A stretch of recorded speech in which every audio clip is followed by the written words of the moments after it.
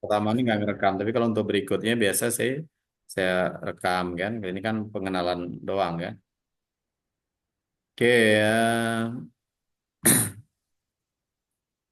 ini tadi ya, ini cara berpikirnya ilmiah menggunakan metodologi bab 2 kan.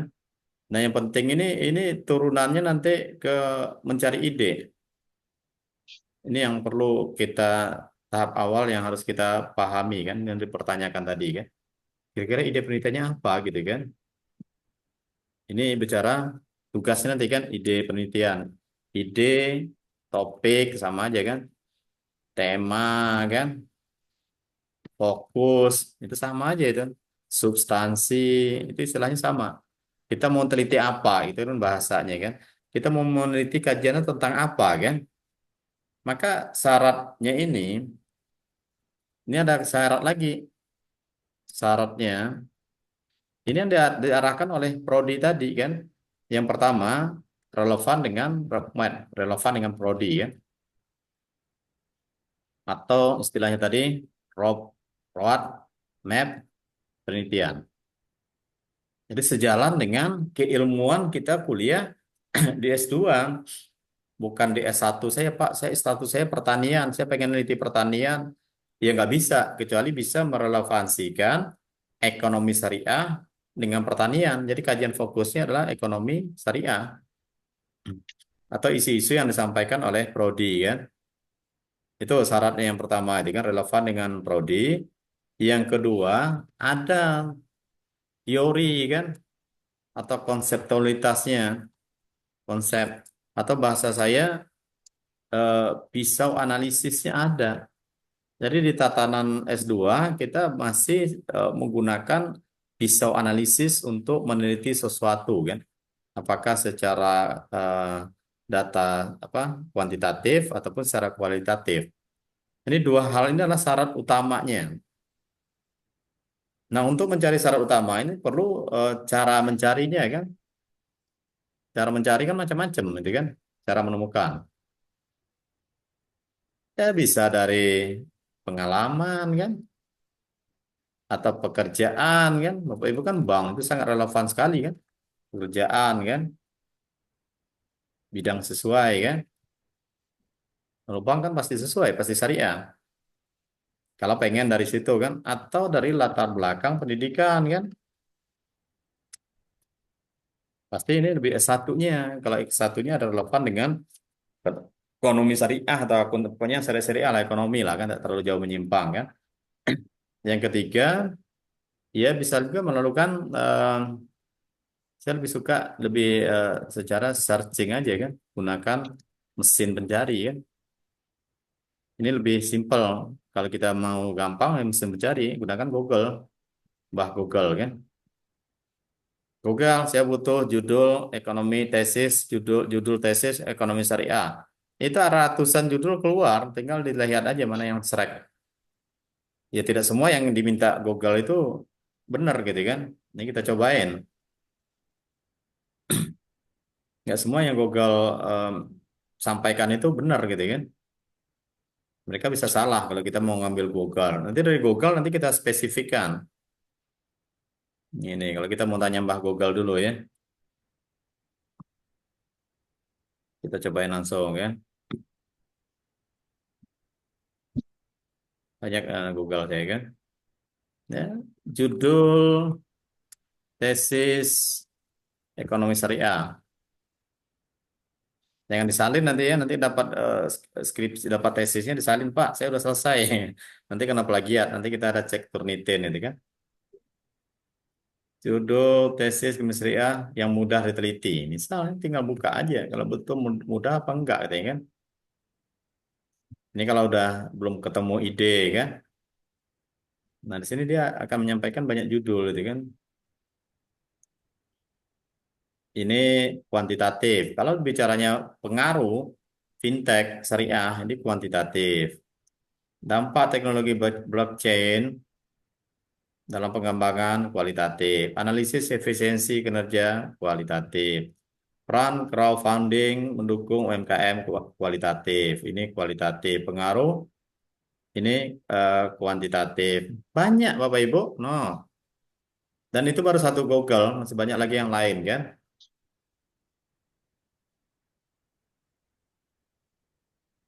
Oke ya. Jadi misalnya kita mau ngambil, ya terserah itu, ini yang harus dipikirkan di awal. Jangan eh, pelin-pelan gitu kan. Artinya kita pengen fokus apa. Kalau udah dapat fokusnya, baru kita detailkan cari referensi. Nah gitu, itu yang ditanyakan Pak Pak, Pak Mang Song tadi dah. Udah dapat fokusnya, misalnya saya pengen ini nih, pengaruh fintech syariah terhadap perilaku konsumen. Ini kuantitatif kan, tapi fokusnya udah dapat nih. Apa fokusnya? Fokusnya adalah perilaku konsumen, ya kan? Fokusnya, atau mau diambil gini semua tidak masalah. Kita tak masuk ke tahap kedua. Ini tahap pertama ya. Tahap kedua di mana?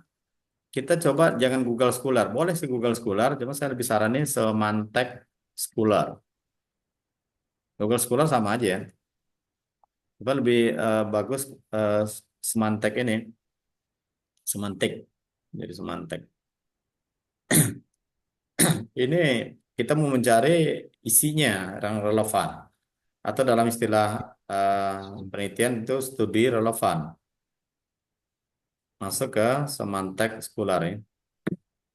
Nah, ketik yang di sini.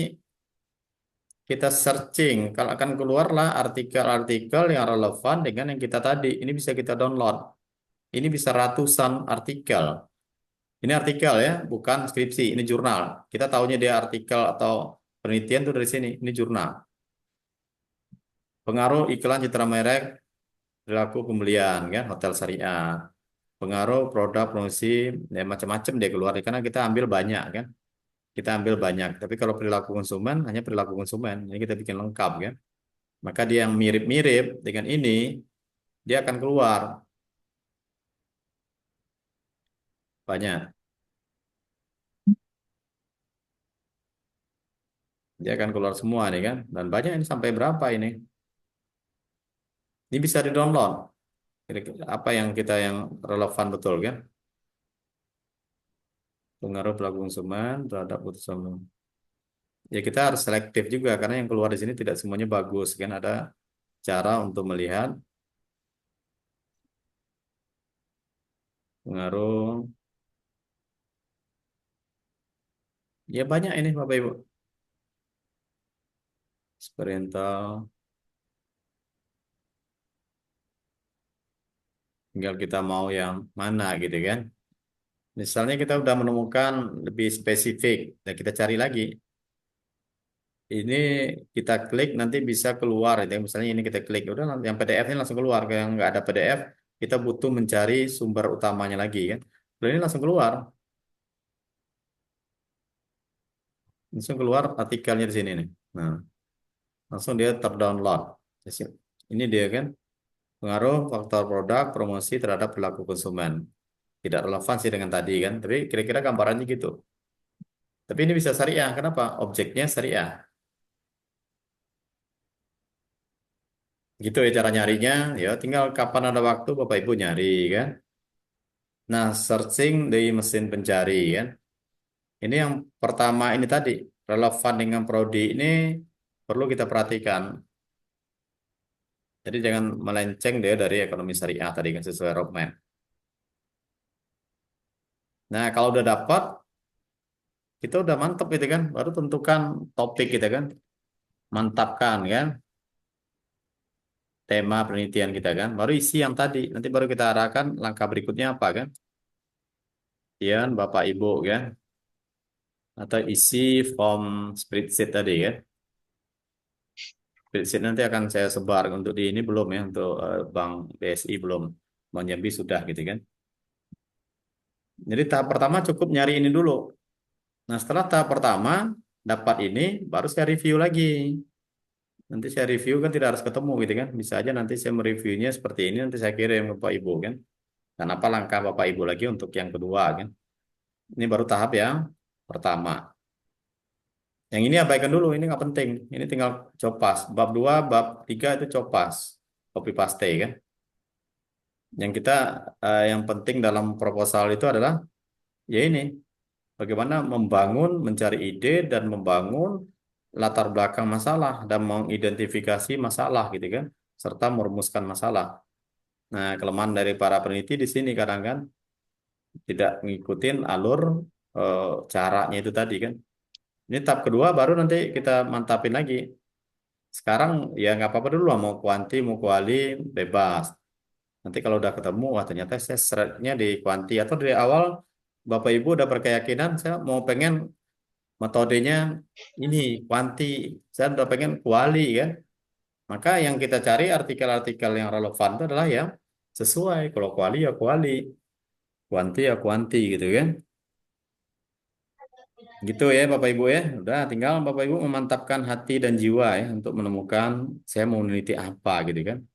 Tadi teman yang BSI belum semua, padahal udah seminggu itu kan. Yang Bang Jambi ya. Gampang kan? Sekarang udah kebayang Hmm. nggak Bapak Ibu mau meneliti apa gitu kan? Kalau kebayang nanti ditulis, nanti saya share spreadsheetnya kan. Kalau belum kebayang ya coba tanya-tanya orang dulu. Kalau malas nyari, tanya aja teman dulu kan. Kalau punya teman yang kuliah tempat lain itu kan. Ya kalau bisa jangan cari jalan tol ya Bapak Ibu ya. Ah saya maunya cari pabrik aja gitu kan. Nanti dibuatin itu kan. Itu kan udah bukan rahasia umum lagi gitu kan. Ya tapi janganlah gitu kan. Saya tidak menyaranin itu kan. Kecuali udah kepepet, nggak ada pilihan lagi gitu. Nyari pabrik gitu. Daripada nggak selesai ya Bapak Ibu ya. Udah kepepet amat gitu kan. Ada pilihan terakhir, ada bicaranya udah hidup mati gitu kan. Ya monggo. Hidup mati itu yang haram bisa halal gitu kan. Babi boleh kita makan gitu kan. Kalau bicaranya udah darurat gitu kan. Ini darurat nih. Kalau Bapak Ibu nggak selesai ini bisa-bisa terjun nih dari Mahligai kan. Kayak mahasiswa yang kemarin itu kan. Jadi serem itu Mahligai. Saya tanya sama teman-teman yang Banjambi yang kelas kita. Wah Pak jadi serem Pak gara-gara terjun itu. Itu gara-gara skripsi mungkin kan. Nah, daripada Ibu terjun ya sudah cari orang buatin lah ya pada terjun nanti dari Bank BSI. Ada lantai tingginya lah BSI itu kan. Atau main ke kafe lah pula Bang Jambi Maligai itu ya. Tapi ya ini gampang. Saya meyakini ya ini gampang gitu kan. Asal kita lakukan prosesnya itu bertahap. Jangan ditunda. Nanti udah akhir semester ya sisa seminggu ya baru kasak kusuk bikin proposal. Itu bikin stres itu. Kalau kita jadi banyak uban itu. Saya alhamdulillah uban dikit masih ada dibanding Pak Mangungsong tadi banyak Pak Mungus. Tapi kalau ini nggak bisa dibohongin ini ya. Kalau jenggot ini nggak bisa ini. Kalau uban saya masih aman. Ini nggak pernah dicat alami, murni itu kan. Tapi kalau jenggot ya nggak bisa bohong umur udah 53 gitu kan. Monggo silakan Bapak Ibu. Izin Pak, Ya Good. siap Pak Gulmi. Izin Pak, latar belakang saya dari pemerintahan. Kebetulan saya bekerja di pemerintah Pemda Kabupaten Batanghari. Tentunya saya kepingin Pak, proposal saya ada hubungan eratnya dengan tugas dan pokok fungsi saya. Kenapa seperti Ya. itu? Dalam Hmm. penyusunan tentu kami lebih mudah eh, menyajikan data yang mana itu adalah bagian dari tugas kami. Izin Hmm. Pak, trik dan saran terkait dengan judul. Karena saya agak kebingungan Pak. Kalau rekan-rekan mungkin banyak dari perbankan, mungkin Nah lebih ini mudah untuk bukan cari. Bapak bukan bank ya? Bukan Pak, izin Pak. Saya dari Oh Pemda. Bapak masuk kamar bank ini kan? Nggak ada bercanda kan. Kalau Bang Jambi dia murni 100% bank. Saya pikir tadi ya bank semua. Itu kan BSI kan. Ada Saran Pak, mendaftar ya. dengan hubungan erat antara tugas pokok dan fungsi dengan judul yang akan kami buat nanti Pak. Kalau Ya, mungkin ada. yang penting Bapak bidangnya ada nggak berbau ekonomi. Tapi kalau tidak ada berbau ekonomi, agak repot gitu kan. Minimal harus ada kaitannya dengan ekonomi gitu kan. Ya pemerintah itu kan bisa aja nanti menjalankan perannya di bidang pengembangan ekonomi syariah gitu kan. Tapi kalau Bapak bicaranya pelayanan birokrasi kan, ya susah kita menghubungkan dengan ekonomi gitu kan. Bapak bagian apa Betul. di pemerintahan itu? Dinasnya? Bagian pemerintahan Pak. Dinas apa? Sekretariat Daerah Kabupaten Batanghari di bagian tata pemerintahan. Iya, kalau di bagian keserahnya bisa itu. Kalau di bagian keserah kan masalah kesejahteraan rakyat. Kesejahteraan rakyat itu kan ada kaitannya dengan ekonomi kan. Tapi kalau dengan Eh, sesuai dengan pekerjaan agak susah mungkin kayaknya. Sebelumnya saya pernah bertugas di Kesra, Pak. Iya. Nah, apalagi Bapak di Kesra itu berhubungan dengan misalnya lembaga-lembaga luar, Badan Amil Zakat kan. Nah, bisa aja Ya, nanti meneliti objeknya di pengelolaan, pengembangan Badan Amil Zakat tadi kan. Dalam hal siap. penyaluran, dalam hal penghimpunan, apa kebijakan-kebijakan Pemda di situ gitu kan. Kan Oh iya, Amil Zakat kan ada perda gitu kan.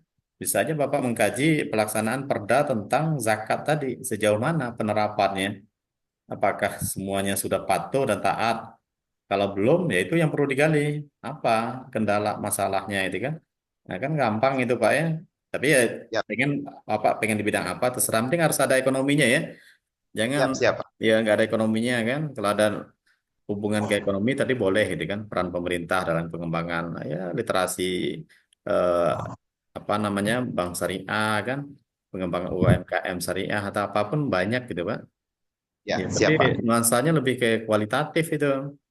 Kalau Iya, Pak. kuantitatif, pakai data bank itu, data statistik gitu kan.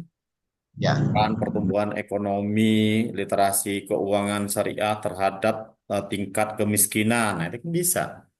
Itu betul, datanya betul, Pak. sudah tersedia itu kan. Ya, Pak. Siap. Iya, udah ada gambaran ya Pak ya.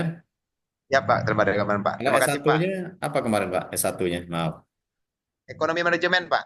Nah, kan masih ada ekonomi gitu kan. Siap. Masih masuk lah itu kan. Masih nggak ada susah juga. Kemarin ada juga yang Panjang itu S1-nya pertanian gitu ya.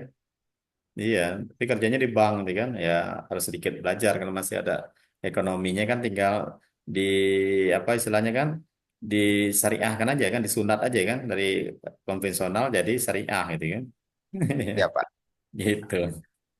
Oke, Ya, Pak. baik sekali ya Pak Gulmi, semangat. Ya, Saya Pak. berharap saya akan kawal sampai selesai. Saya berharap 4 semester paling lambat selesai. Dan untuk Bapak Ibu ketahui, saya itu punya program sharing session itu tiap minggu gitu kan, nanti boleh gabung gitu kan. Ada kelas S1, S2 gitu kan. Ada juga bidang keilmuan akuntansi ya. Dan itu bimbingan-bimbingan saya juga di situ kan.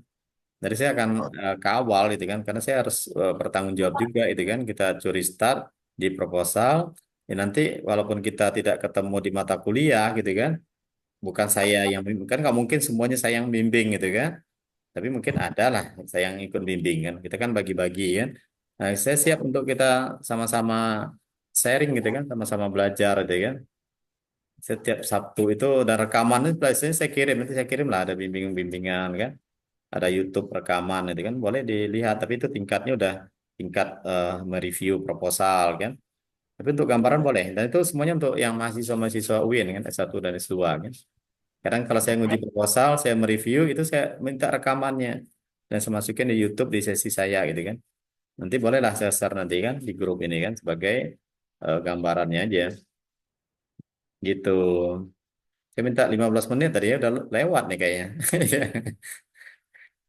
Monggo kalau tidak ada ya eh, cukup. Tapi kalau masih ada siap gitu kan. Pak, Kebetulan saya udah izin, dari, iya silakan. Pak izin Pak, ini mau nanya Pak terkait mengenai tesis. Mm-mm. Nah ini mau nanya hal-hal mendasar apa yang sekiranya menjadi pembeda Pak terkait mengenai tesis dan skripsi. Karena terkadang kayak saya nih Pak, kalau sekiranya melihat referensi di Google kan merasa Ya, bingung Pak, bahwa kayak iya. apakah hal-hal yang sekiranya saya pelajari ini tesis apa skripsi gitu Pak. Karena takutnya menimbulkan Oke, praduga yang gitu. oke siap. Ya, sebenarnya secara tatanan, secara kaedah, secara prosedur, secara metodologi sama, Pak. Yang membedakan itu adalah kedalamannya aja kan. Kedalaman itu artinya kalau S1 itu kan dia baru belajar neliti, yang penting dia udah ada bab 1, bab 2, bab 3, bab 4, tapi dia tetap juga mengacu kepada kaedah. Kalau kaedah teoritisnya harus ada, kaedah metodenya harus ada kan. Secara metode dan teori itu hampir sama. Yang beda adalah kajiannya. Kalau di tesis, kajiannya lebih dalam. Misalnya begini, dalam mengidentifikasi masalah, dalam mencari masalah di bab 1 ya, di latar belakang masalah, dia harus clear, jangan nengok-nengok sekilas itu kan, oh ada masalah tentang ini. Kalau S2 dia harus clear. Kita harus mentandingkan antara suatu teori, dasolen, dasolen itu teori yang seharusnya diharapkan, dengan dasen. Dasen itulah faktanya. Kita harus betul-betul menggali ya. Misalnya kita mau mengkaji apa itu kan, eh, peran atau implementasi peraturan daerah tentang zakat tadi kan. Nah, maka kita harus pahami betul dulu peraturan daerah tentang zakat itu apa isinya, apa mekanismenya, apa pedoman juknis pelaksanaannya gitu kan. Terus kita lakukan prasurvei, kita cek di lapangan sejauh mana pelaksanaan yang sudah ada kan. Dan kita gali dari setiap indikator-indikator proses atau juknis yang harus dilakukan lebih mendalam. Kalau skripsi dia selayang pandang aja, oh ada kecenderungan eh, pemerintah daerah ya, bagian yang terkait misalnya Badan Amil Zakat atau pemotong tidak melaksanakan instruksi Perda kan. Kalau S1 cukup gitu aja. Tapi kalau S2 dia harus kaji indikatornya apa, pelaksanaan itu apa yang dilaksanakan, seperti apa di lapangannya, apakah sudah dilaksanakan, indikasinya gimana gitu kan, faktanya seperti apa kan. Jadi kajian itu kayak SCTV itu, silat itu kan lebih tajam dan terpercaya gitu kan. Kita harus kumpulkan data-data yang lebih komplit dibandingkan dengan S1. Jadi kita nggak bisa sekedar omong-omong doang gitu kan. Kita gali juga datanya apa, faktanya apa gitu kan. Kita bisa wawancara, kita bisa kumpulkan data kan. Sehingga kita melihat kan ada permasalahan yang unik di sini. Ada sesuatu yang tidak jalan yang perlu kita lakukan penelitian mendalam gitu kan. Nah, itu dari sisi latar belakang. Dari sisi teori juga gitu. Teorinya harus lebih clear, lebih mantap gitu kan. Jadi teori deskripsi itu kan kayak buku. Pengertian peranan, pengertian peraturan daerah, pengertian ini, pengertian itu. Itu S1. Kalau S2, teori itu harus dibingkai menjadi satu kesatuan. Itu yang akan kita gunakan sebagai pisau analisis, baik secara kuantitatif ataupun kualitatif. Jadi teori itu harus menyatu, bukan pengertian peran, pengertian peraturan, tapi ya konseptualitasnya tadi, praktisnya, implementasinya apa, dasar hukumnya, apa eh, teoritisnya kan, pedoman-pedoman pelaksanaan kan, dan konsep konseptual teori yang digunakan apa kan, sehingga teori yang kita gunakan ini bisa menyelesaikan masalah awal yang kita temukan di latar belakang tadi. Apakah teori perilaku, teori birokrasi, terserah lah kan, atau teori, ya teori apapun kan, sehingga masalah yang kita temukan tadi bisa diselesaikan mengacu kepada teori yang lebih dalam gitu kan. Kalau metode sama, metode mau S1, S2, S3 sama kan. Nah, di pembahasan bab 4 itu lebih mendalam lagi. Pisau analisis dan metodologi yang kita gunakan itu betul-betul kita jalankan sehingga hasilnya optimal, hasilnya adalah objektif, terukur kan, baik secara kuantitatif ataupun secara kualitatif. Ada pisau analisisnya, ada teorinya, dan pembahasannya lebih dalam. Misalnya di kuantitatif kan untuk mengukur pengaruh X terhadap Y. Jadi rumusan masalahnya begini, apakah variabel X itu berpengaruh kepada Y? Kalau D1 dia cukup, wah hasilnya berpengaruh berdasarkan data statistik. Indikatornya ini sehingga disimpulkan hipotesisnya berpengaruh. Ya berpengaruh ini secara teori sesuai. Terus ada penelitian sebelumnya yang sepakat. Ada lagi penelitian yang lain yang tidak sepakat. Nah selesai di S1. Kalau S2 nggak bisa begitu gitu kan. Kalau dia sepakat, kenapa sepakat? Apanya sepakat? Apa konsepnya menyatakan dia sepakat? Kalau dia bertentangan, kenapa dia bertentangan? Kenapa hasil penelitiannya nggak sesuai teori gitu kan? Di teori menyatakan X tadi berpengaruh terhadap Y. Secara teori dia harus selalu mengatakan kuantitatif X itu harus berpengaruh terhadap Y. Kalau tidak ada teori menyatakan itu, maka ini tidak boleh diteliti secara kuantitatif, gitu kan? Nah, kalau dia bertentangan dengan teori, maka harus dijelaskan secara lebih dalam apa yang menyebab dia bertentangan. Kok bisa, gitu kan? Dia melawan teori. Itu kuantitatif.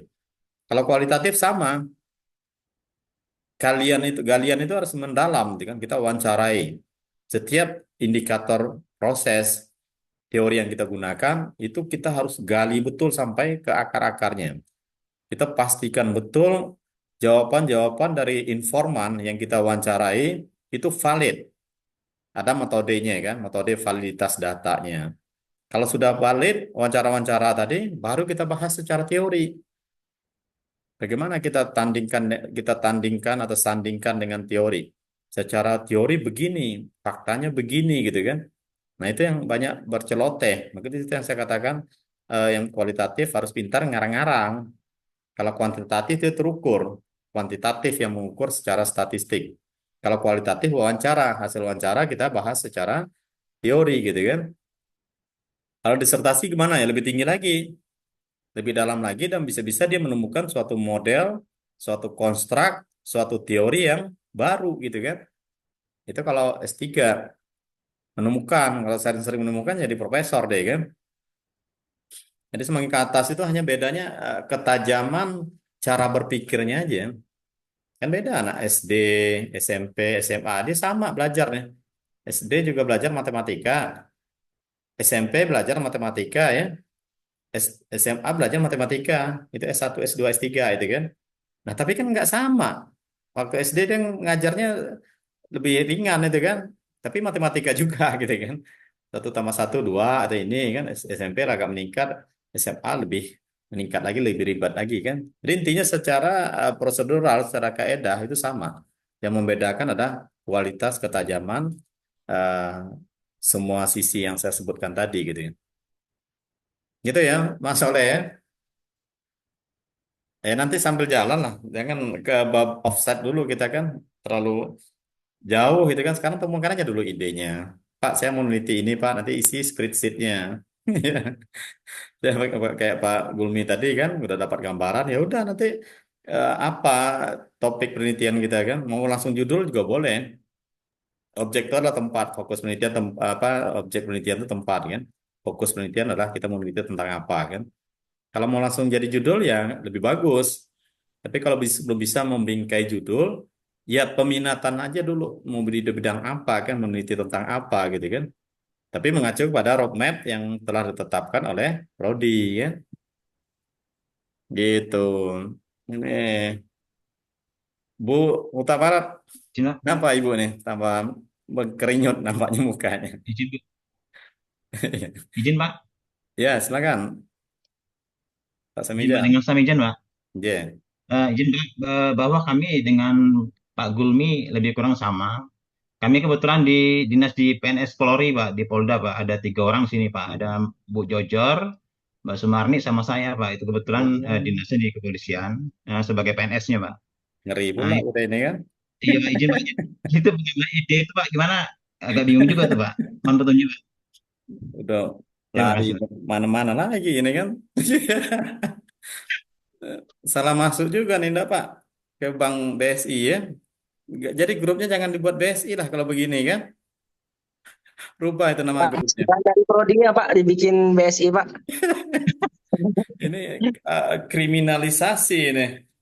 Iya, apa bukan kriminalisasi, diskriminasi gitu Pak ya. Ternyata Diskriminasi. ada Pak polisi di sini kan.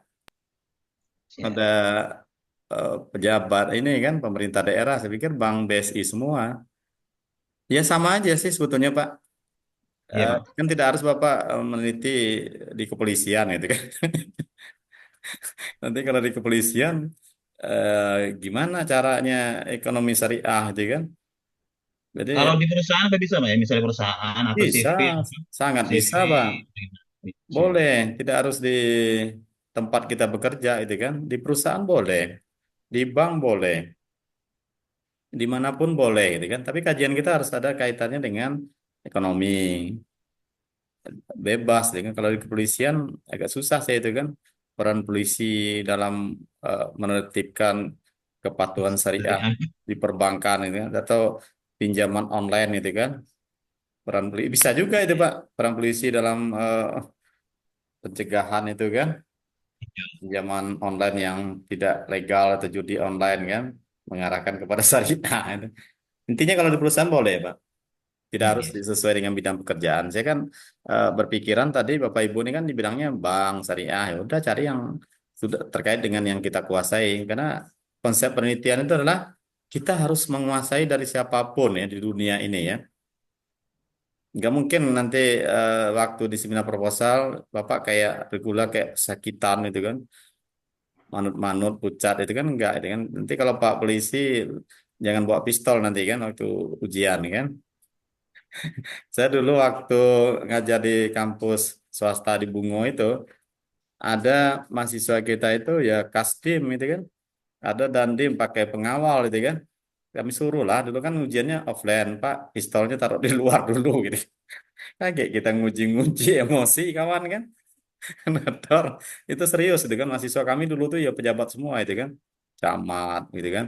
Kabak, Kasdim, Dandim kan. Polsek. Dulu kan banyak yang kuliah itu ngambil S1 itu kan. Distio. Kalau gelarnya Esos, pejabat di Bungo semacam tuh kampusnya kami itu. Ada Kasdim dulu siapa namanya. Aduh, Dandim tuh Pak apa itu kan. Suruh taruh dulu pistolnya di luar kan. Sama ajudan. Gitu boleh ya Pak Pak Samijan ya. Bebas itu kan. Dari gini Pak, izin Pak, kebetulan istri kan ada buka CV itu Pak. Mungkin saya bisa ngamati di situ mungkin. Ya, tergantung bidang usahanya apa gitu Pak. Kalau Percetakan Pak, iya, dari sana sih ya. bidang usahanya CV, terus Percetakan Pak, kenapa? percetakan Pak. Cetakan. Nanti ya kita harus eh, mengaitkan dengan ke syariahnya itu agak repot dikit Pak. Jadi eh, saya sering juga sampaikan kepada teman-teman, kapan dia dikatakan relevan dengan syariah kan? Yang pertama, pisau analisis, konsep atau variabel atau teori yang kita gunakan adalah teori syariah kan. Ada embel-embel syariahnya kan. Yang kedua dia dikatakan relevan kalau dia objeknya syariah. Syariah misalnya bank syariah udah pasti ya. Hotel syariah, pegadaian syariah, koperasi syariah, UMKM syariah, eh, pariwisata syariah atau halal gitu kan. Ya, karena logikanya kan gini, kita mau menerapkan suatu prinsip atau konsep syariah, tapi objeknya bukan syariah. Itu kan lucu gitu kan, susah kita mengaitkan kan. Kita mau meneliti objek yang bukan syariah, tapi kita gunakan pisaunya syariah gitu kan. Iya. Makanya lebih disarankan kalau penelitian kualitatif, objeknya itu ada kaitan dengan syariah. Kalau enggak ya konsep syariah kita gunakan. Seperti tadi penerapan perda zakat kan, itu kan objeknya bisa di pemerintah, bisa di masyarakat, bisa di lembaga syariah gitu kan. Tapi perdanya itu udah perda syariah, artinya bisa dikatakan itu relevan dengan syariah tadi gitu kan. Jadi itu yang perlu kita kaji. Emang kemarin sih ada bimbingan saya juga stres itu kan. Itu judulnya udah DCC, udah segala macam, peran camat dalam meningkatkan kinerja pegawai dalam perspektif ekonomi syariah. Nah itu saya bingung gitu kan. Ini piye tuh cara ngerjainnya Mbak, saya bilang kan. Tapi karena udah di ACC, kebetulan saya selaku pembimbing dua itu kan, ya udah kita sempro aja dulu ya, sampai sekarang belum sempro itu kan. Kalau awalnya ke saya konsultasi, mungkin saya arahkan ini agak harus kita poles gitu kan, harus ada unsur syariah. Tapi karena dia ke pembimbing satu dulu dan kebenaran sudah ter ACC, kan nggak mungkin saya rubah gitu kan. Ya udah kita sempro aja dulu bilang kan. Tapi logika berpikirnya nggak masuk. Peran camat dalam meningkatkan kinerja karyawan atau pegawai dalam perspektif ekonomi syariah. Gimana gitu kan? Tapi kalau dia bicara misalnya etika syariah, bisa ya, etika etika syariah gitu kan? Atau apa namanya itu kan? eh, Manajemen sumber daya insani gitu kan, syariah kan?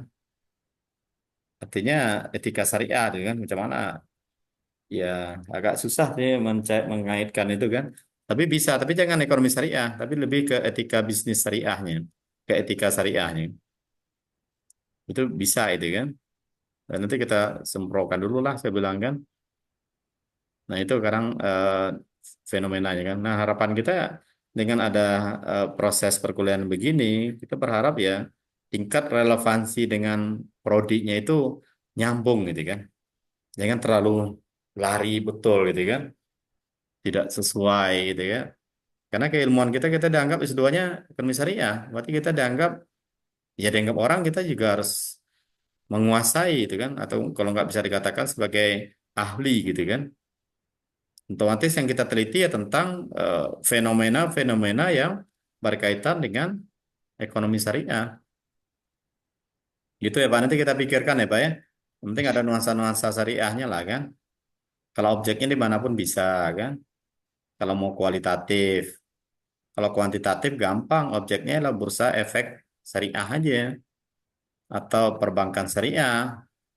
Itu gampang gitu kan. Variabelnya bebas. Nanti kita lihat, saya berikan beberapa contoh-contoh eh, sempro saya itu kan, sempro kami ya. Bisa jadikan eh, untuk referensi ya. Kalau sekarang Terima nggak usah kasih. dipikir-pikirkan dulu, Pak. Siap. Terima kasih, Ya, Pak. kalau sekarang nggak usah mikirnya terlalu jauh kan. Kita Siap. nyantai-nyantai kan. Kapan ada waktu nanti ya ditonton gitu kan. Saya akan berikan suplemen-suplemen itu kan. Oke, Terima kasih, Pak. Terima iya kasih, Pak. siap Pak Samijan. Ada lagi Bapak Ibu? Pak, terakhir Pak, boleh Pak? Boleh. Kalau ada saya layani mau sampai malam. Yang nggak sanggup silakan live aja dulu kan. Yang sudah. Pak, izin Pak, Ya, ya kan silakan Pak kalau Oki. Bapak jelasin tadi kan terkait judul itu kan apa? Kalau misalnya kita ganti objeknya ke ekonomi ke bank syariah nih, nah Ya, itu udah bisa relevan kan Pak? ya. Kan kalau saya pas S1 kemarin kan penelitiannya tentang leadership Pak. Kalau misalnya saya ganti objek terus lebih dipertajam lagi itu melanggar nggak kira-kira Pak ya? Ya, boleh, boleh. Ganti objek dan leadershipnya dikali secara prinsip syariah nanti kan. Dimasukkan Berarti teori-teori tambah syariah. masukin variabel prinsip syariahnya aja tinggal Iya, kan Pak ya? teori-teorinya direlevansikan dari sudut pandang syariahnya. Misalnya Bapak Hmm. Bapak kuantitatif ya? Kuanti waktu itu Pak. Waktu itu saya kan penelitiannya di tempat kelahiran saya sih Pak di Rejang Lebong Curu Pak. Jadi SMA Ya. Serjang Lebong tentang leadershipnya Pak kayak gitu. Ya, pindahkan Tinggal aja ke ganti sama objeknya penelitian. syariah. Pindahkan objeknya ke syariah. Yang kedua, tambahkan variabel syariah. Variabelnya ditambahin berarti Pak ya? Iya, objek dan Hmm. variabel kan. Nah, selesai itu Pak. Tinggal pendalaman lagi gitu kan, menyesuaikan dengan ketajaman atau kedalaman isinya tadi kan. Oke, Ya, baik tinggal Pak. rubah-rubah dikit lah itu kan. Makanya Nah kalau itu yang maksud satunya ekonomi masih bisa, apalagi kalau yang satunya ekonomi syariah, ya udah itu aja dimunculkan kembali ya. Masalahnya ekonomi tapi syariah, nggak melanggar ya Pak ya?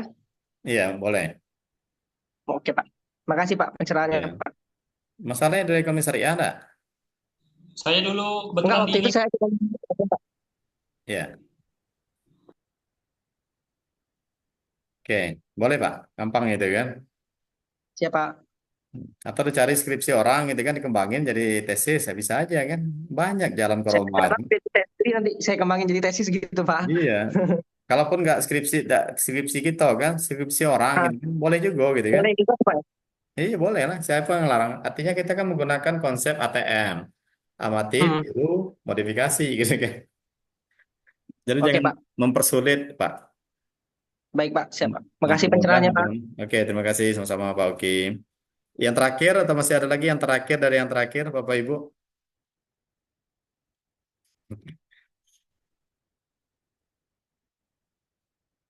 Kita hitung 3, 2, 1. Kayaknya cukup ya Bapak Ibu ya. Udah kebablasan dari setengah 2 jadi setengah 3, 1 jam. Setengah 2, setengah 3, lebih 1 jam. Oke, itu fleksibel. Kalau masih ada bisa kita lanjutkan. Kalau enggak ya pertemuan 5 menit, 10 menit cukup lah kan. Kalau rasanya tidak ada masalah, enggak masuk-masuk juga ada apa-apa gitu kan. Intinya ya kita berbasiskan kepada output, proses di luar. Di sini hanya sebagai ajang kita sharing session. Ajang kita untuk ya curhat lah istilahnya kan. Apa kendala, nanti sama-sama kita cari solusi kan. Tidak harus dari saya juga solusinya. Mungkin dari Bapak Ibu juga bisa saling berdiskusi gitu kan, saling membantu gitu kan. Oke ya, Bapak Ibu, saya pikir cukup ya untuk saat ini. Sekali lagi terima kasih. Mohon maaf sudah membuat Bapak Ibu gelisah gitu kan. Dengan mata kuliah. Memang jujur, bukan saya membanggakan mata kuliah kita ini agak serius gitu kan. Yang lain ya dalam tanda kutip ya udah itu kan. Tidak ada tagihan. Kalau ini tagihan kita nih hidup mati nih. Lulus apa tidak apa kan tesisnya kan. kalau tesisnya nggak selesai sampai kapan pun nggak akan tamat Bapak Ibu gitu.